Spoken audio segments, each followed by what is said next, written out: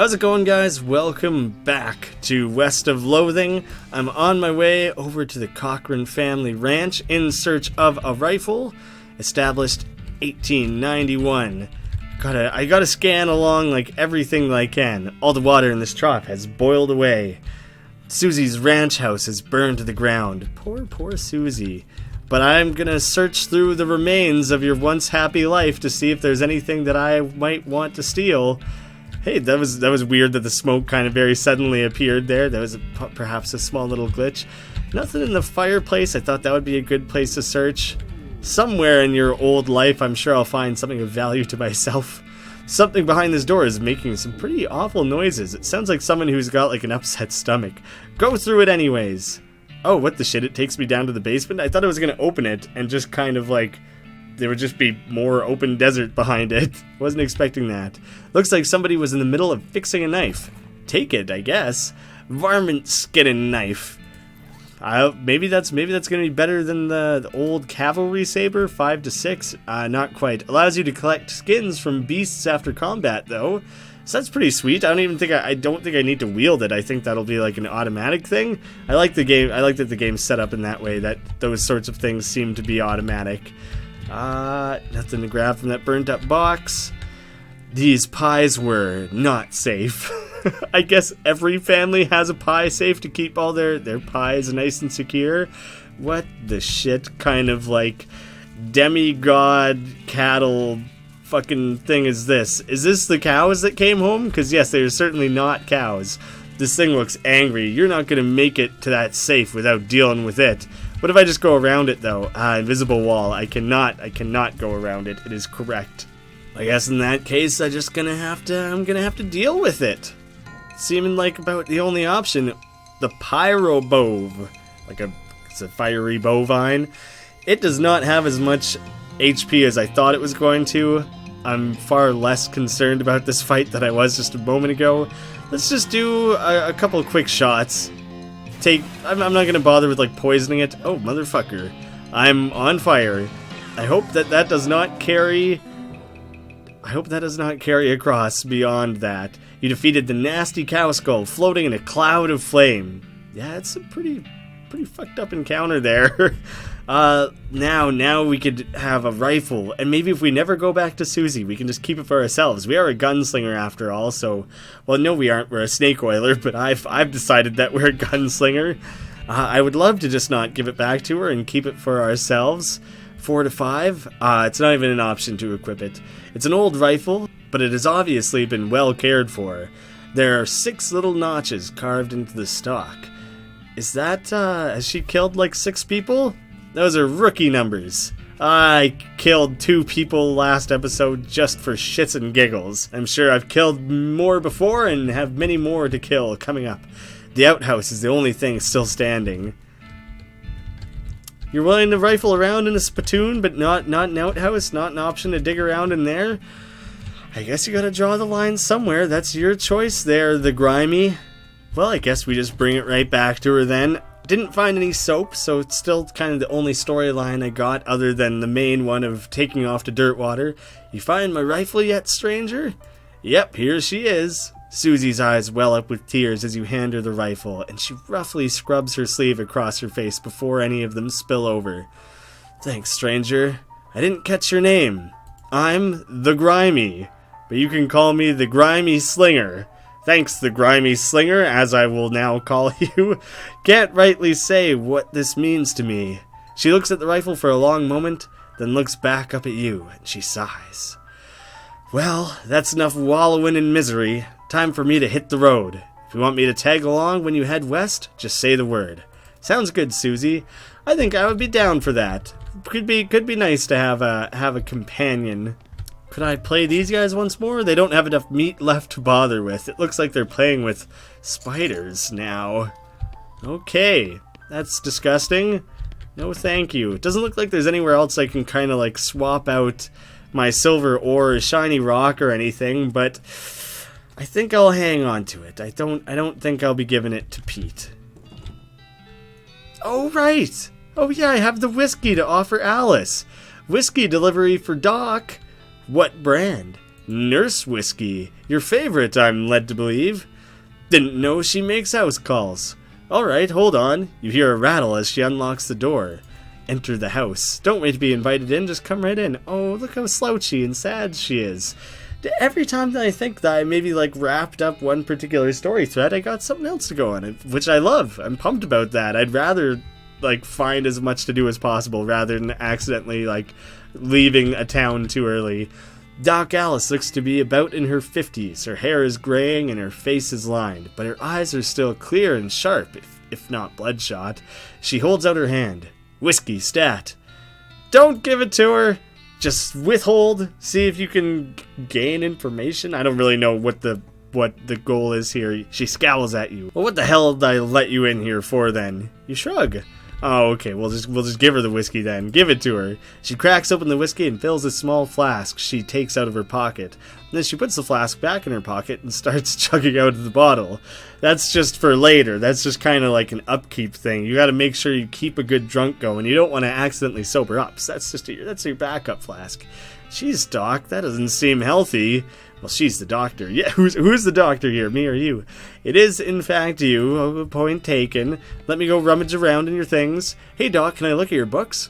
Sure, if you want to. Not that they're gonna do much good in this doomed, forsaken hellhole. You should try being less cheerful, Doc. Check out the books.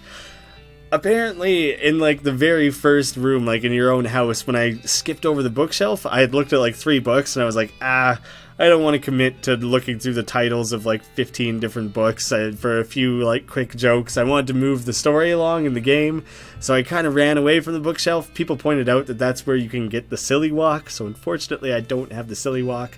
Won't be making that mistake again. I'll be like rummaging through things to the fullest extent possible.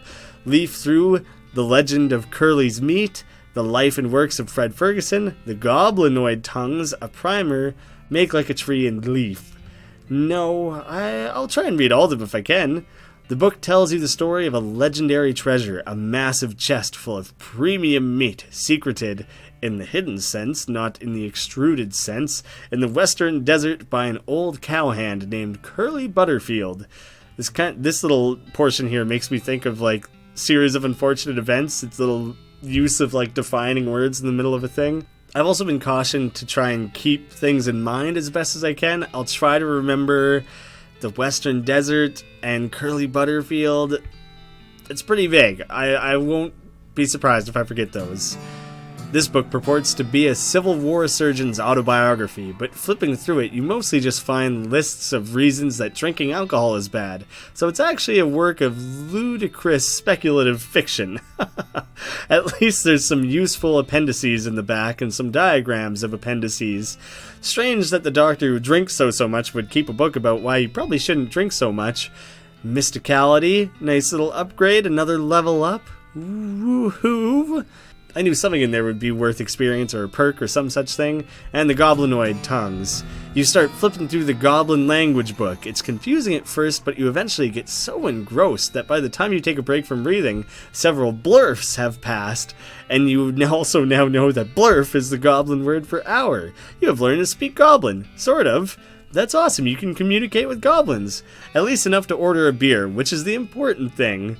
Make like a tree and leaf. I think I've only fought one goblin so far, but that'll be cool if in like the future I have the option to talk with them instead of fight with them. That's awesome. The vanity doesn't look like it sees much use. Preen a little. You grab a pair of tweezers and pluck some of your unsightly eyebrows. Awesome. I'll take an upgrade. I'm getting close to having pistol attack bonuses. I already have one. I already have this range damage bonus that it presumably comes from the Deadeye here. Yeah. So that's getting close to upgrading. There's not like a limit to the number of perks I can have, right? It looks like there's room for 6 or 7. It'll just add like a scroll bar or something if I get too many, right? Like it seems like I have a lot really quickly, but I have no idea. Let's rummage around here. The stove is spotless. Either she's really compulsive about cleaning or she never cooks. Maybe she's just entirely fueled by whiskey. That's entirely possible. Maybe just throw this dynamite at this fire and TNT. It seems really irresponsible to keep those so close. Oh, wow. Shouldn't this be further away from the fireplace? You would think so, but I mean, no harm, no foul. It seems like it's not causing any problems just yet. Well, what do you say, Alice? Well, let's go on an adventure or something. Doc Alice continues to pour whiskey down her neck, occasionally stopping to breathe. Is everything all right? That depends on how fast I can get this whiskey into my bloodstream compared to how fast my liver filters it out. And I can't talk and drink at the same time, so she glares at you meaningfully. So what's the matter, Doc? What's the matter? The whole world's gone to hell in a horse cart, and you ask what's the matter? Bandits, cow demons, dead men walking? Well, I haven't seen any of that just yet. Some foreshadowing. Why don't you go ahead and pick one and I'll drink to that. Dead men walking? You haven't seen it? Corpses and skeletons? I guess I haven't seen skeletons. Staggering around like puppets with half their strings cut, looking to take a bite out of the living? Oh yeah, there was a skeleton in the cemetery. This character is a very good representation of me. He seems to be asking the same questions and coming to the same realizations at like the same time as me. It's nice to get some outside confirmation that I'm not losing my damn mind. But how is that even possible? It isn't possible. It goes against everything I know about medicine. Dead patients don't get back up. Patients? Oh, ouch. Doc Alice turns away, grimacing. Every doctor loses one now and again. You never get used to it, but, well, it happens. But what doesn't happen is them coming back afterward and looking for revenge. That must be pretty rough. Rough. Buddy, I don't think you comprehend the situation.